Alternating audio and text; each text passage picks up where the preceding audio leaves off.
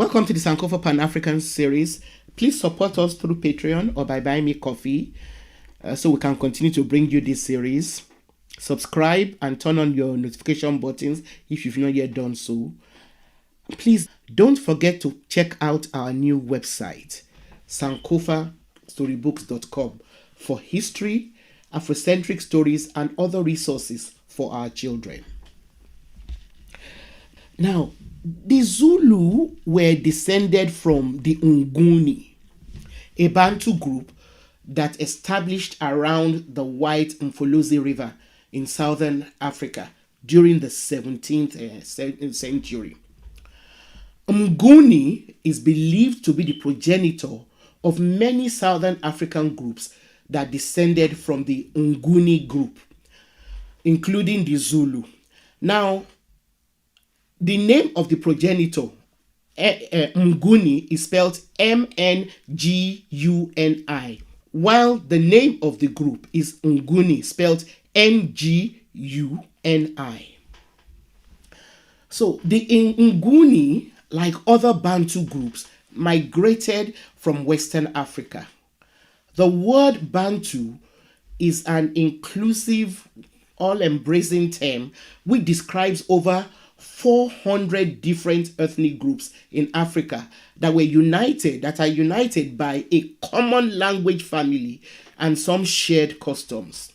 Please go and watch our episode on the Bantu if you've not yet done so. Now, during the initial migration of the Bantu people, which took place between approximately 5,000 and 1,500 years ago, the Bantu spread across most of Central, Eastern, and Southern Africa. And as they migrated, they evolved various languages, lifestyles, and technological innovations such as pottery, making, and the use of large stone tools, and then farming and metallurgy. Some Bantu groups which arrived in the Southern African area evolved into several clans, one of which, according to oral tradition, was the Zulu clan. Oral tradition has it that the original Zulu chiefdom was established in the 17th century by Malandela, and that it was his son, Zulu, who gave his name to the people. The word Zulu means heaven. So the people became known as the Amazulu, the people of heaven. They were initially a relatively simple group until the great Shaka became their king in 1816. The Zulu became part of the Mtetwa Confederacy under their leader, Diginsweyo, who reigned from 1809 to 1817. Please, apologies for mispronouncing any names here. I do not speak Zulu, but I have great respect for the language and culture. Anyway, for reasons which are now obscure, Shaka was sent away from the clan by his father, but found refuge with the powerful Diginsweyo, who, as I earlier said, was the king of the Mtetwa Confederacy. It was while with Diginsweyo that Shaka acquired the skills which later served him well as a formidable statesman and a soldier. After Diginsweyo's death, Shaka was able to establish his people's dominance over their neighbors. Within about 12 short years, Shaka turned the small Zulu chiefdom into an empire, either by persuading or conquering the neighboring kingdoms.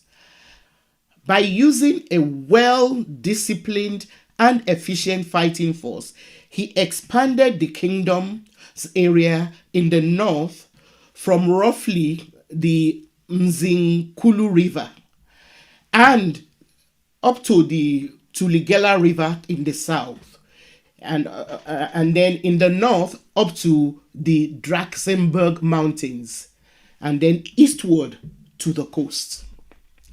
The land was a fertile grassland, beautiful landscape of rolling hills and deep river gorges. It's still one of the most stunning places on earth to visit. This period during which Shaka was building the empire is known as the Mfekane, or the crushing, because the kingdoms and chiefdoms that refused to join the Zulu Empire were either forced to flee or were destroyed.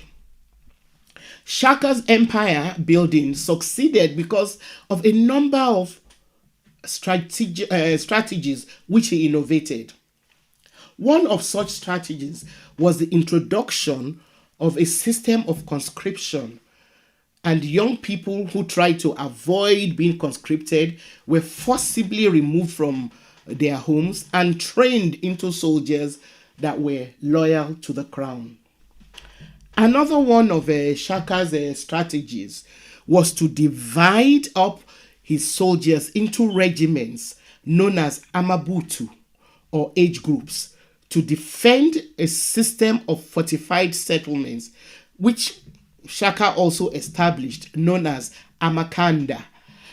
Their job was to guard against raiders and provide protection for refugees, people who were seeking refuge under him and his new empire. He also introduced advanced fighting methods and weapons like the short stabbing spear, which he used to replace the long throwing ones.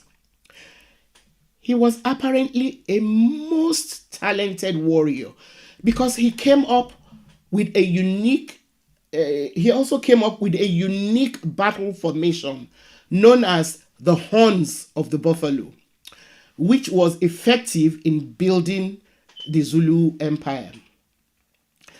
Shaka reigned from 1816 to 1828, when he was assassinated and succeeded by his half-brother, Dingane. It was during Dingane's reign that the Zulu Empire was penetrated by the British as well as the Boers. Although he only reigned for 12 years, Shaka left large footprints in the way he revolutionized the Zulu art of warfare and turned the kingdom into an empire. He was also the one who began the process of shaping the identity of the Zulu nation into the admirable one that we now know. The Zulus are also closely related to other groups like the Ntobela.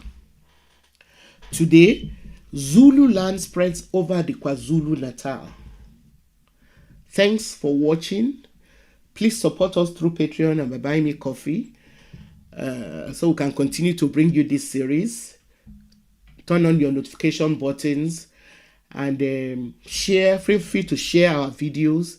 But please don't forget to check out our new website, sankofastorybooks.com, for history, Afrocentric stories, and other resources for our children. See you next time.